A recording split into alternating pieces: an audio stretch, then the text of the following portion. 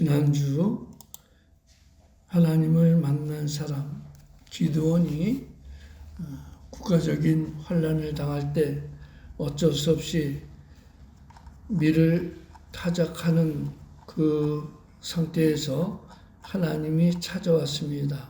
기드온도 역시 동일한 사람이라 미드온의 침략을 두려워해서 포도즙 짜는 틀에서 집안에서 은밀히 미를 타작하고 있었는데 하나님께서 사람의 모습으로 나타난 여호와의 사자의 모습으로 나타나서 기드온에게 큰 용사여 라고 불러주었습니다. 기드온 자신이 스스로 생각할 때 자신은 결코 큰 용사가 될 수 없는데 하나님께서 큰 용사라고 불러주시되 놀랐습니다. 그때 하나님께서 여호와의 사자가 여호와께서 너와 함께 하심도다.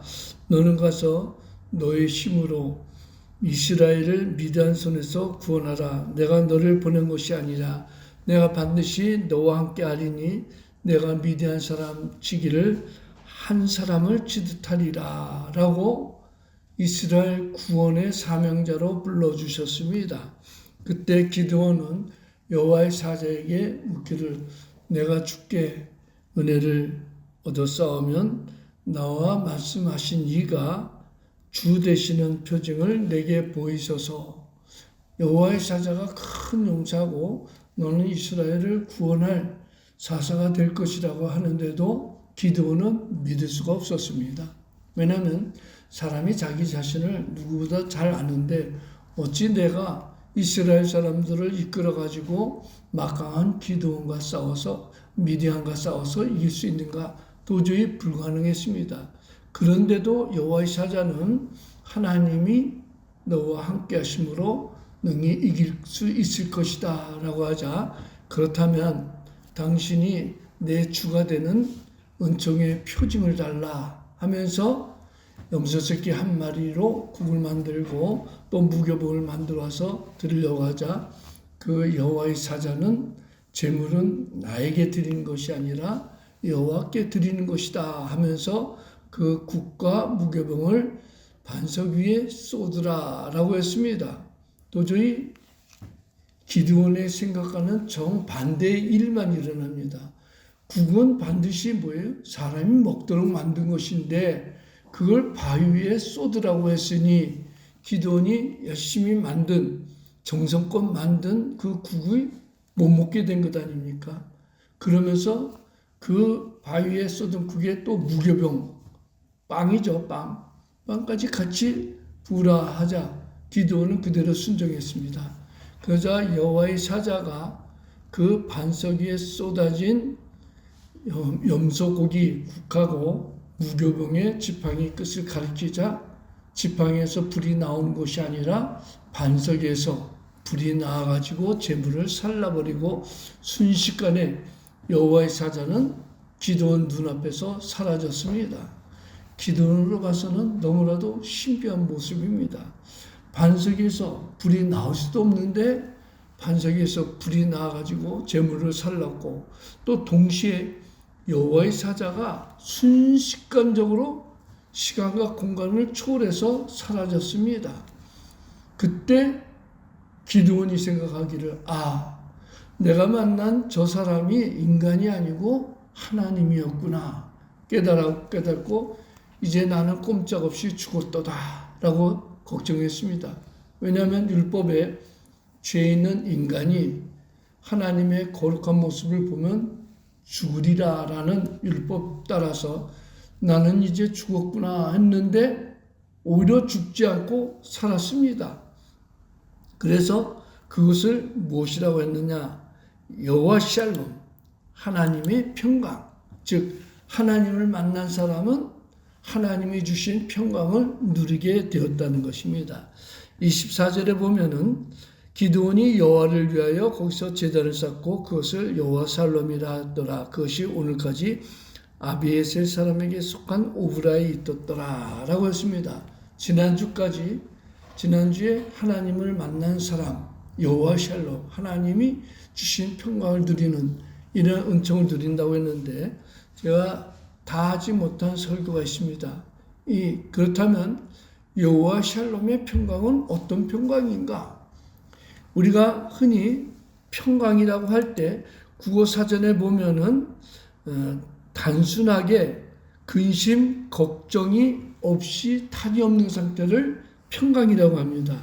그러나 성경이 말하는 평강은 단순하게 근심, 걱정이 없는 그런 상태를 뜻하는 것이 아니라 여호와 샬롬, 하나님이 주신 평강은 개인적인 평강으로서 신체적으로 건강하고 물질적으로 풍성해지고 생활이 안정되는 것, 그것을 평강이라고 합니다. 하나님이 주신 평강, 개인적으로 건강하고 또 물질이 풍요해서 안정된 삶을 사는 것, 여호와 샬롬입니다. 두 번째는 국가적으로 보면은 군사적으로 싸움이 일어나지 않는 평화롭고 경제적으로 안정된 그런 상태를 말합니다. 우리나라를 보면 지금 경제적으로는 안정이 돼가면서 선진국에 들어갔지만 아직까지 세계에서 전쟁 위기가 있는 나라로 분류됩니다. 왜냐하면 북한과 남한이 갈라져 있고 북한은 계속 핵무기를 개발하면서 우리를 위협하기 때문에 참된 평화를 누릴 수 있는 나라라고 볼 수는 없습니다. 그렇기 때문에 주한미군이 우리나라에 주둔하고 있는데 우리나라에 주둔하고 있는 주한미군들은 전쟁 수당을 받습니다. 위험한 지역이라고 해서. 그리고 세 번째는 이게 중요한 평화인데 영적으로 하나님의 임재함을 느끼면서 하나님과 동행할 때 누리는 영적인 기쁨, 이것을 여호와 샬롬, 하나님이 주신 평강이라고 합니다. 즉 영적으로 누리는 평화는 어디서 느낄 수 있느냐면 예배 때 나타납니다. 예배를 드릴 때 마음의 기쁨이 있고 평안을 누립니다. 또 예배를 통해서 하나님의 말씀을 들으면서 자기의 잘못된 죄를 깨닫고 회개하고 또 찬송하면서 내 영혼이 하나님을 찬양하는 그 기쁨을 누리게 되고 또 예물을 드리는 헌신을 통해서 내 영혼이 만족을 누리는 것, 이것이 여호와 샬롬입니다. 이런 여호와 샬롬, 하나님이 주실 때 비로소 누리는 것인데 우리가 이러한 평안을 누리기 위해서 하나님과 나와의 관계가 올바로 회복이 되어야지 평안을 누릴 수가 있습니다. 여러분 오헬리의 마지막 입세라는 단편소설 알죠? 몇 년 전에 제가 여러분들에게 그 내용을 간략하게 소개해 줬는데 A.W. 타겟이라는 사람이 쓴 창이라는 단편소설이 있습니다. 그 내용이 마지막 입세하고 좀 비슷해요. 이 소설의 내용을 보면은 어느 작은 병원에 병실에 두 남자가 입원해 있습니다. 한 사람은 폐암 말기에 진단을 받은 환자고 또 다른 환자는 디스크 수술을 한 환자였습니다. 디스크 환자는 수술을 받은 지 얼마 되지 않아 가지고 거동을 못하고 침대에 누워만 있습니다. 그런데 폐암 환자는 하루에 1시간 정도는 자리에 일어나 가지고 창밖을 바라보고 그러고 나서 내려와서는 침대에 누우면서 얼굴이 굉장히 밝아지고 아주 기쁨이 충만합니다. 그래서 디스크 환자가 어느 날 이상해갖고 저 폐암 환자는 누워있으면은 완전 병자인데 창문을 통해서 밖에만 보고 오면은 얼굴에 화색이 돌고 기쁨으로 가득 찼는데 도대체 창문 밖에 뭘 보았을까 하고 묻습니다.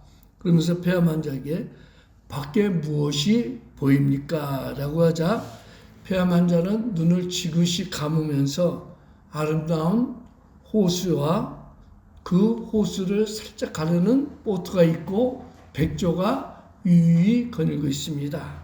그리고 호숫가 주변에 산책하는 여인이 있고 또 잔디밭에 놀고 있는 아이들의 얼굴이 보이네요. 라고 대답하니까 이 디스크 환자가 갑자기 얼굴이 시커매지면서 화가 났습니다.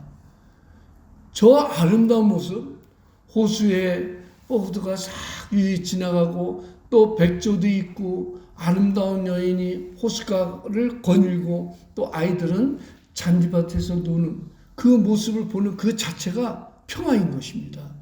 그런데 폐암 환자가 그 창가에 누워있기 때문에 저 사람만 혼자 보고 자기는 못 본다는 것이 불만이 생겼습니다.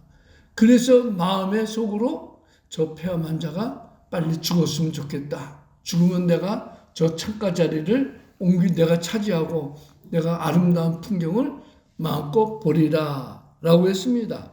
이 자신이 차별 대우를 받고 있다는 것에 억울해가지고 뜬금없이 폐암 환자가 죽으면 그 침대 자리가 내 것이다 라고 엉뚱한 생각을 받은 것입니다.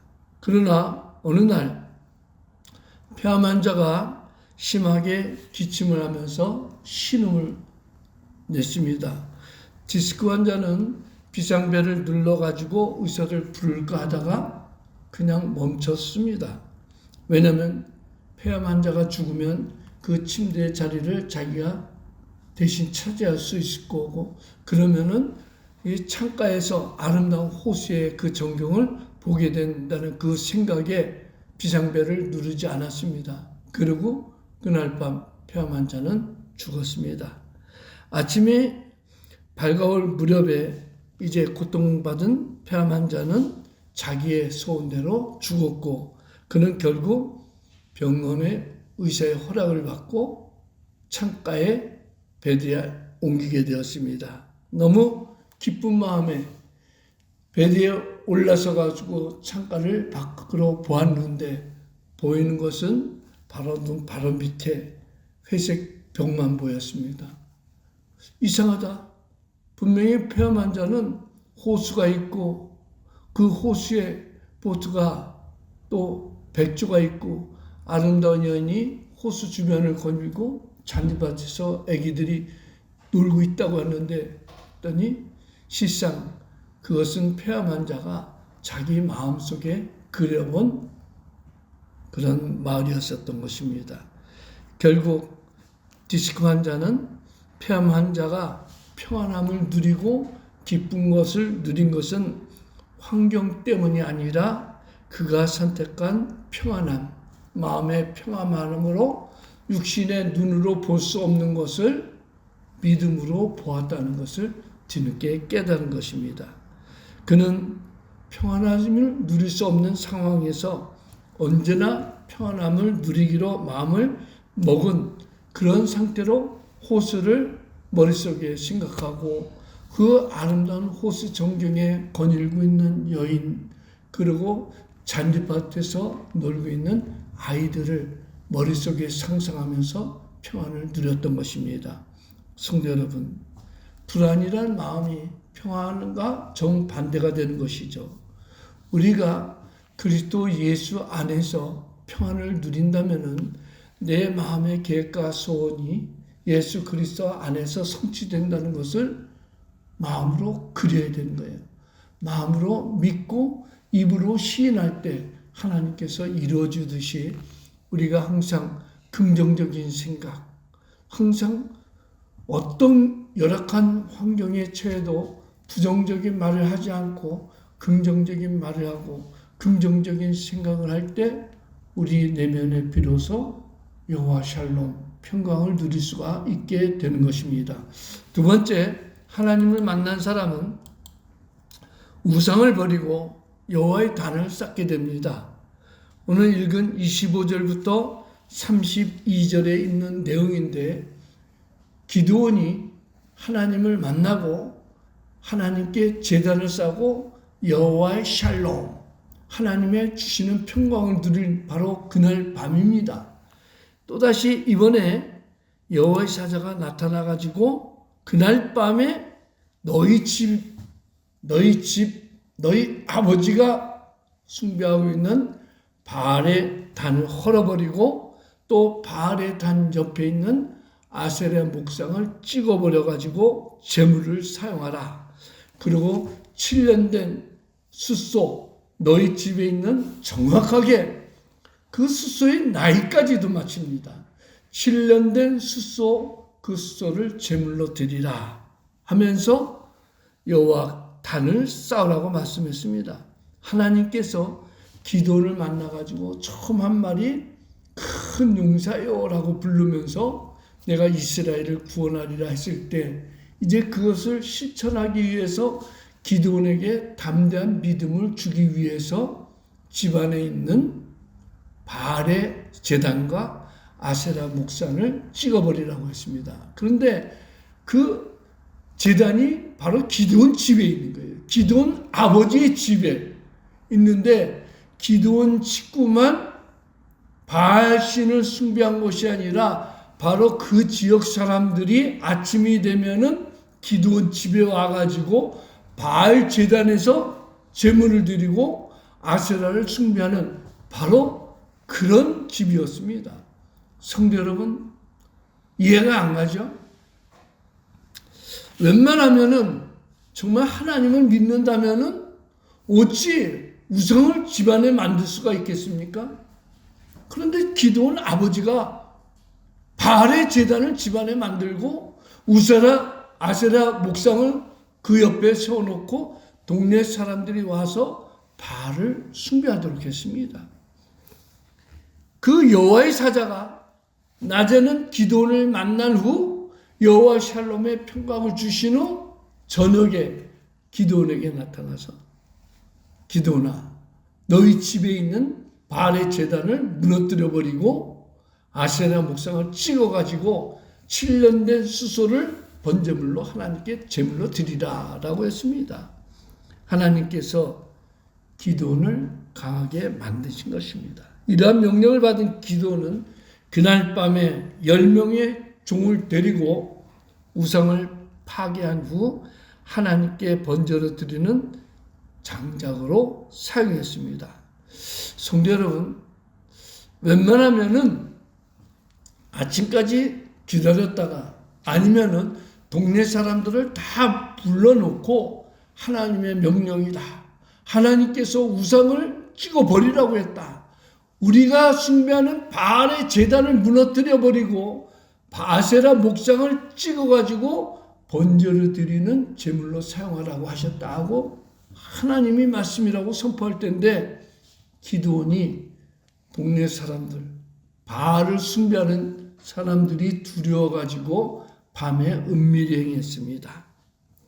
이것이 바로 기드온의 실존의 모습입니다.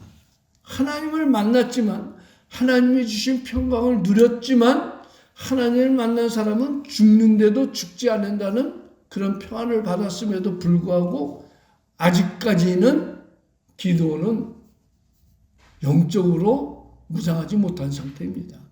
그래서 종들 10명을 데리고 밤중에 은밀하게 바알의 제단을 무너뜨려 버리고 아세라 목상을 찍어가지고 그걸로 불로 태워가지고 하나님께 제물을 드린 것입니다. 근데 문제는 다음날 아침에 동네 사람들이 우상을 숭배하려고 성읍 사람들이 다 기드온 집으로 몰려왔는데 이걸 웬걸? 바알 제단이 완전히 무너지고 또 옆에 있던 아세라 목상은 사라져 버렸습니다. 이게 동네 사람들이 큰 소리, 이거 누가 했어? 누가 한 짓이야? 하고 하나하나 물어보니 전부 다 아니다 했고 남은 사람은 기드온 한 사람입니다. 기드온 아버지 집에 있는 바알의 제단을 무너뜨리고 아세라 목상을 깨뜨린 사람은 오직 기드온 한 사람뿐일 것이다 라고 추정이 된 것입니다. 그래서 기드온 아버지에게 성읍 사람들이 기드온 불러와라, 우리가 죽여버릴 것이다, 돌로 쳐 죽여버릴 것이다. 그렇게 하자 기드온 아버지 요아스가 순식간에 지혜가 떠올랐습니다. 무엇이냐? 사람이 신과 싸워서 이길 수 있느냐? 절대로 인간은 신과 싸워서 이길 수 없다. 너희가 믿는 바알이 신이라면은 기드온을 가만두겠느냐? 바알이 신이라면은, 살아있는 신이라면 기드온을 직접 처단할 것이다. 그러니 이 문제는 우리의 문제가 아니라 바알 신과 기드온과 다툼의 문제다 하자 사람들이 들으니 맞는 말 같았습니다. 왜? 사람이 신과 싸운다면 우리가 싸울 이유가 없지 않냐 하면서 기드온을 여룻바알, 바알과 싸우는 놈이다 이렇게 별명을 짓고 돌아가 버렸습니다. 성도 여러분, 하나님은 기드온으로 하여금 바알의 제단을 파괴하고 여호와의 단을 쌓을 수 있는 믿음을 주신 것입니다. 영적으로 우상과 싸워서 이기는 사람, 영적으로 하나님 중심으로 있는 사람을 하나님께서 지도자로 세우고 이스라엘을 구원하는 사사로 세우기 위한 전체적으로 기드온을 큰 용사로 만들어 주신 것입니다. 성도 여러분, 어떤 경우든 우리가 하나님을 만나고 하나님의 구원받은 하나님의 백성이고 또 하나님의 자녀라면 우리 마음에 어떤 우상도 세워서는 아니 되는 것입니다. 눈에 보이는 바알의 제단만 우상이 아니라 우리 마음에 하나님 계실 우리 마음의 지성소에 하나님 대신 재물을 앉히는 것, 그것도 재물이 우상이 되는 것입니다. 하나님 모셔야 될 마음의 지성소에 하나님 대신 사람을 앉히고 자식을 앉히고 그것이 최고라고 하는 것, 그 자식이 우상이 되는 것입니다. 그렇기 때문에 우리 마음속에 있는 우상부터 제거하는 것이 하나님 중심으로 서는 바른 신앙의 근본인 것입니다. 세 번째로, 하나님을 만난 사람에게는 하나님의 영이 강림하십니다. 33절에서 34절, 그때 미디안과 아말렉과 동방 사람들이 다 함께 모여 요단강을 건너와서 이스라엘 골짜기에 진을 친지라. 여호와의 영이 기드온에게 임하시니 기드온이 나팔을 불매 아비에셀이 그의 뒤를 따라 부름을 받으니라. 하나님께서 바로 기드온을 이제 사사로 만들기 위해서 모든 것을 다 계획해 놓은 대로 진행해 있었습니다. 미디안 사람들이 강대국이 되어서 이스라엘을 침략할 때는 어느 때라고 그랬어요? 타작할 때. 추수해가지고 타작할 때 그때만 꼭 침략한다고 그랬죠. 왜? 추수하기 위해서는 가축을 동원해야 되고 또 가축을 동원해서 추수한다면 타작을 해야 되는데 그때 손쉽게 곡식과 가축을 빼앗는 것입니다. 바로 하나님께서 기드온을 사사로 세우시기 위해서 만들기 위해서 큰 용사로 부르시고 우상과 싸워서 이기게 하신 후에 이제 비로소 이스라엘을 구원한 사사로 세우는데 그것이 뭐예요? 미디안 연합군이 이스라엘을 공격하도록 한 것입니다.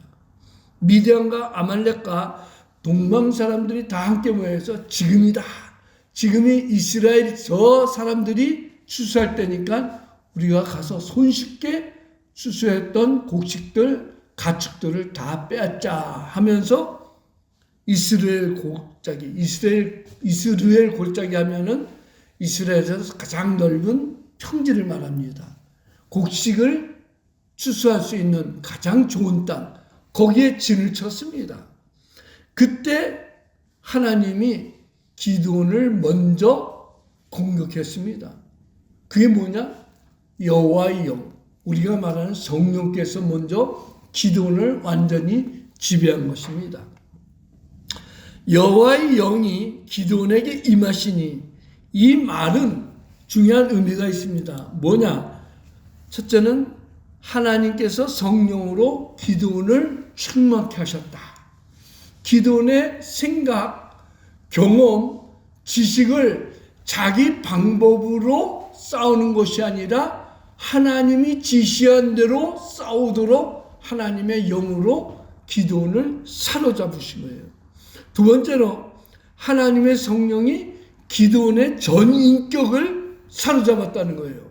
그러니까 기드온이 이스라엘을 이끌고 미디안 연합군과 전쟁하기 위해서는 기드온이 싸우는 것이 아니라 하나님이 대신해서 싸우도록 전쟁하는 방법, 계획, 전술, 이것을 하나님이 기드온에게 주입시키기 위해서 기드온의 전인격을 하나님의 영으로 사로잡은 것입니다.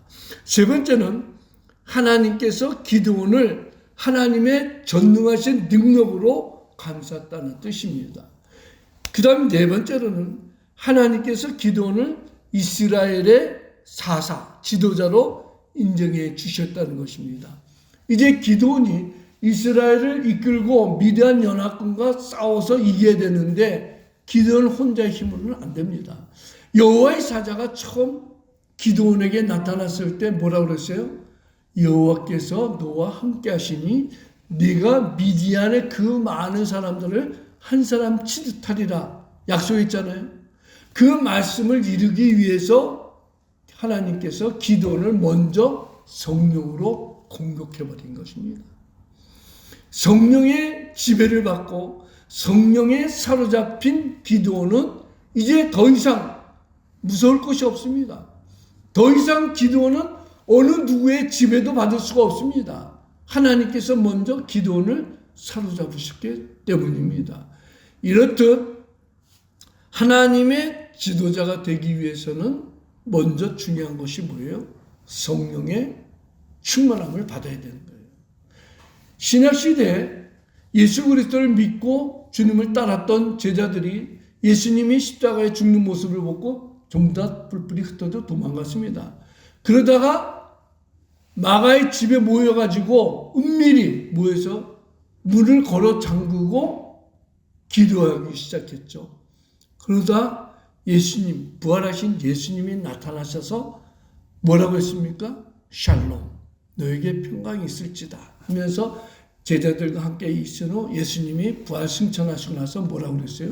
너희는 예루살렘을 떠나지 말고 아버지께서 보내실 성령을 기다리라 한 그 말씀대로 다락방에서 열흘 동안 기도에 전혀 힘썼습니다. 그럼 마침내 열흘째 하나님의 영이 임해가지고 성령의 충만을 받은 제자들은 집안에 있을 수가 없었습니다. 문을 열고 밖으로 나가서 너희가 죽인 예수, 그는 하나님의 아들이고 우리의 구원자라 하고 부활을 증거하기 시작했던 것입니다. 성령에 사로잡힌 제자들은 결국 순교의 제물이 되기까지 죽음도 두려워하지 않고 복음을 전하게 된 것입니다. 우리가 이 험악한 세상에서 예수 그리스도를 믿고 우리 신앙을 지키기 위해서 가장 중요한 것이 뭐예요? 하나님의 영의 지배를 받아야 되는 거예요. 성령으로 우리 전인격이 사로잡힐 때 우리는 죄악에서 이겨낼 수가 있습니다. 사망의 골짜기에 빠져도 우리는 승리할 수가 있는 것입니다. 그렇기 때문에 신앙생활할 때 제일 중요한 것이 뭐예요? 성령의 충만함을 받아야 되는 것입니다. 성령의 충만함을 받으면 하나님 기뻐하시는 열심을 내며 주님의 일을 할 수가 있는 것입니다. 마지막, 하나님을 만난 사람은 하나님께서 기도에 응답해 주십니다. 오늘 36절에서 40절에 있는 내용인데 기드온이 이제 전쟁 나팔을 불기 위해서 싸우기 위해서 하나님께 기도합니다. 내가 진정 이스라엘을 구원할 지도자라면 제 기도에 응답해 주소서, 저에게 징조를 주소서 하면서 미디안과 결전을 앞두고 여호와의 사자에게 표징을 구했습니다. 기도원의 특징이 뭐예요? 주 되시는 표징을 달라 했듯이 이제 내가 전쟁에 나가서 싸워서 이길 수 있는 표징을 달라 하면서 뭐라고 그러냐면 타작마당에 양털 뭉치를 넣고 밤새도록 이슬이 내릴 때 양털 뭉치에만 이슬이 내리고 주변 타작마들은 깨끗하게 마르는 징조를 내달라. 이게 인간의 이성으로 안 되는 말입니다. 이슬이 내릴 때 어떤 한 부분만 내립니까? 전 지역을 내리죠. 근데 기드온은 인간으로서 할 수 없는 그런 일을 요구합니다. 여호와의 사자에게 지금 내가 양털 한 뭉치를 여기 타작마당에 놓을 테니까 밤새도록 이슬이 내리면은 양털에만 이슬이 내리고 주변 타작마당에는 이슬이 안 내리도록 해주소서. 하나님을 시험하는 거죠. 근데 다음날 아침에 보니까 그대로 됐습니다. 양털에는 이슬이 맺혀가지고 물이 떨어질 정도인데 주변에는 타작마당에는 이슬이 하나도 안 내렸습니다. 그런데도 기드온은 또 하나님을 온전히 의지하지 않고 한 가지 더 부탁하는 기도를 합니다. 이것이 우연히 일어난 것인지 모르니까 이번에는 양털만 마르고 주변 타작마당에는 이슬이 내릴 수 있도록 징조를 보여달라 하자 다음날 보니까 또 그대로 됐습니다. 무슨 뜻입니까? 기도원이 원하는 대로 하나님이 신비로운 기도 응답을 해줬다면 너는 이스라엘과 함께 미디안을 싸워서 이길 수 있을 것이라는 승리의 사인인 것입니다. 성도 여러분, 우리가 신앙생활할 때 생각지도 못한 난관에 처할 때가 있습니다. 이때 우리가 찾을 것은 예수 그리스도의 이름입니다. 주님께서 살아계시고 주님께서 나의 의를 인정하신다면 내 기도를 들어주시고 나의 모든 문제를 해결해 주시옵소서 할 때 주님은 우리의 기도를 들어 응답해 주십니다. 너희가 무엇이든지 내 이름으로 믿고 구한다면 내가 시행하리라는 예수님의 말씀을 믿고 우리가 주님께 기도한다면 하나님은 반드시 우리 기도를 들어주실 것입니다. 성도 여러분, 하나님을 만난 사람은 완전히 새로운 피조물로 거듭납니다. 졸장부 두려움에 떨던 기드온이 마침내 하나님을 만나자 큰 용사가 되어서 이스라엘의 사사가 되었습니다. 전쟁 나팔을 불고 이스라엘을 구원할 하나님의 사사가 되었습니다. 그러기 위해서는 어떻게 됩니까? 하나님을 만나야 됩니다.